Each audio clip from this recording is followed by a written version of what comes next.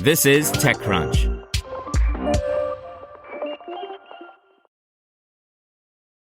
Instagram's blaming some moderation issues on human reviewers, not AI. I'm Imran Sheikh, and get ready to welcome our robot overlords, not blame them, with your Daily Crunch for Saturday, starting with 3 big headlines.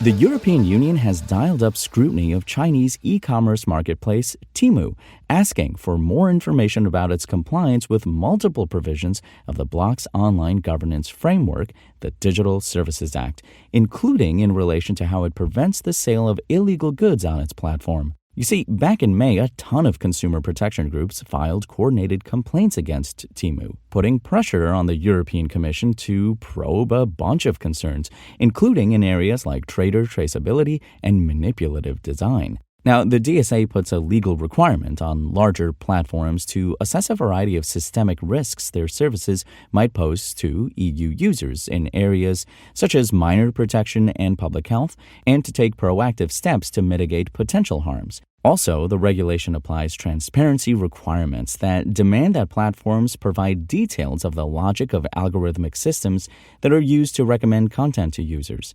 Also, the EU is quizzing Temu on its approach to consumer protection risks, public health risks, and risks to users' well-being.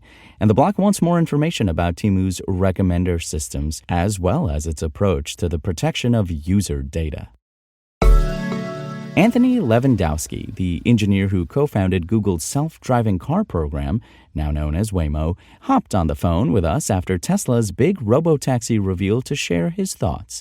And he's, bullish on Elon Musk's vision for Tesla's and the world's future, but he's not without his, albeit small, reservations. The engineer agreed with Musk's vision-only approach to self-driving rather than using expensive sensors, and said full self-driving appears to be in reach. He noted that while Waymo already has fully operational driverless robotaxis in San Francisco, Los Angeles, and Phoenix, it's a much more engineer-heavy and sensory-heavy approach. When it comes to the business model, Levandowski said he loved the idea of the cybercabs being available for sale eventually. The engineer said he agrees with Tesla's vision of the future overall, but doesn't expect it to come anytime soon, and certainly not within the timelines Musk sets.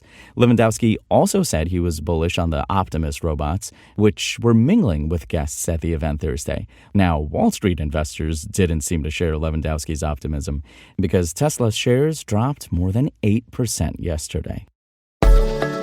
Instagram head Adam Mosseri on Friday addressed the moderation issues that saw Instagram and Threads users losing access to their accounts, having posts disappear, and more, saying that the company found mistakes that it's attributing to human moderators.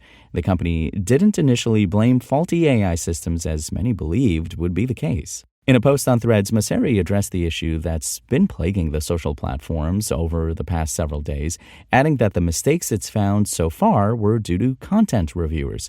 People, not automated systems, making calls without being provided the context on how conversations played out, which was a miss. The exec said Instagram was fixing the issue so the reviewers could make better calls and make fewer mistakes. In a reply to a comment on the thread, he also clarified that, of course, Instagram knew that reviewers need context and that one of the tools we built broke, and so it wasn't showing them sufficient context. He continued with, "That's on us." This explanation doesn't seem to fully account for the range of issues that users were experiencing, as some found their accounts erroneously labeled as belonging to a user under the age of 13, then disabled.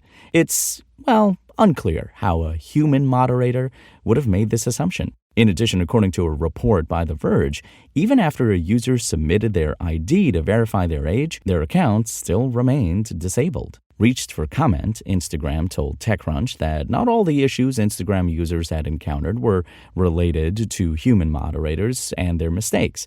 The company also pointed to the tool breakage and said the issues around things like flagging users as underage were still being investigated. I wonder if they have Matlock or Columbo on the case. Instagram doesn't know that it'll ever offer a detailed explanation for all the problems. We understand that, as there may be several things at play.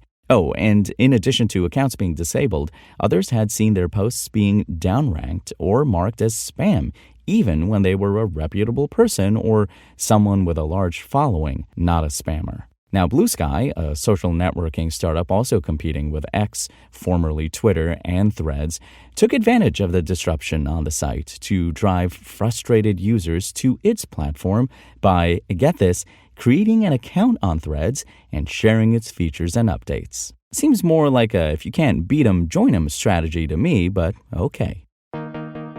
And producer Dennis is off enjoying his weekend, so I've got your startup business news in about 1 minute.